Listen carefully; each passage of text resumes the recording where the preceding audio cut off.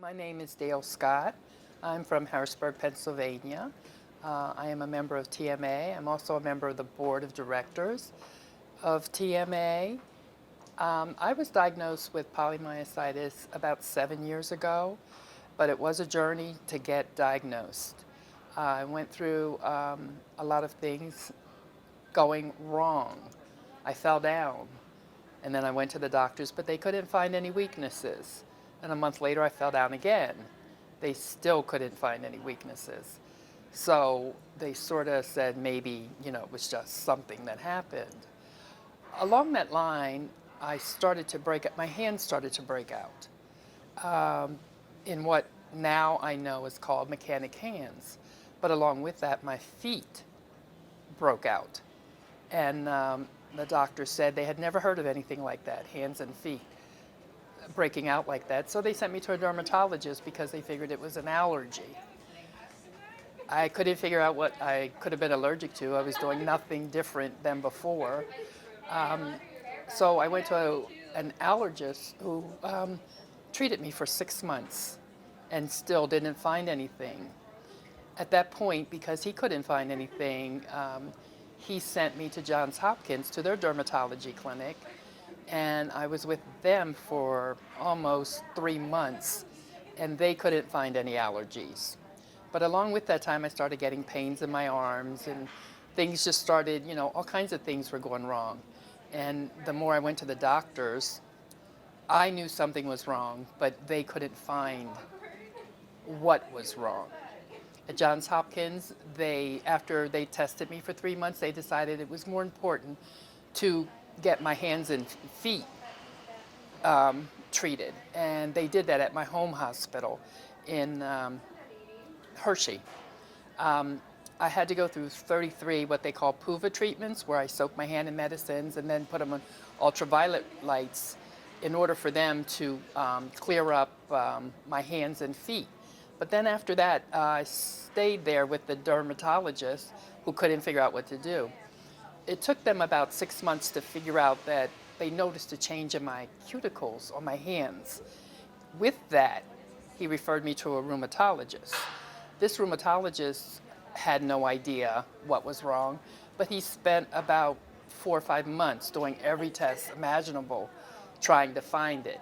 And finally, through a group session with other doctors, they would use my case and talk about it. He found one more test that he said, and they ran that test and they come up with the diagnosis. So it was very important at that point because at least something was wrong and it wasn't all in my head like everyone kept saying because they couldn't find anything. Once I was diagnosed, I was able to be put on medicines. I also developed ILD, which is the interstitial lung disease, which was one of the symptoms that prompted him to come to my diagnosis. They found the ILD before they diagnosed the myositis, but I was able to be treated for both and consequently put on medication and have done very well on the medication. I was able, they put me on prednisone, high doses, of course, to counteract the effects of the ILD, and I got on Imuron, and both of those helped my symptoms of the myositis. I got off the prednisone, which was really important, because there are a lot of side effects with that are really bad, and I continued going on a really good path with my Imuron. I was on up to 200 milligrams a day, and because I was doing so well, they were able to taper me down to 25 over a course of 2.5 years. And I've been doing really well ever since. It's been a journey because on the outside, I don't look sick. And pretty much I still work full-time and I work a part-time job. So I'm very busy, very active. I have my limitations, and there are a lot of people that don't know what they are. And it's funny because when people look at you, and they see that you might have a handicap sticker, they don't know why. But if you don't show the physical ailments, like when I was on crutches because I couldn't walk, because I had torn my Achilles, and there was something that they could identify with. But being like this, they can't see what's going on inside, or the pains, or what you're dealing with, or the weaknesses, which is a really important thing, because when you're weak or you can't hold things, or you drop things, or you can't grasp, there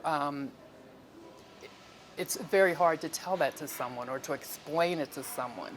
So there are a lot of things that we need to be aware of with other people, and not making snap decisions on conditions. But also, there's something in our bodies. We know when we're not feeling well. We know when things aren't working the way that they should be working. And we need to be able to communicate that.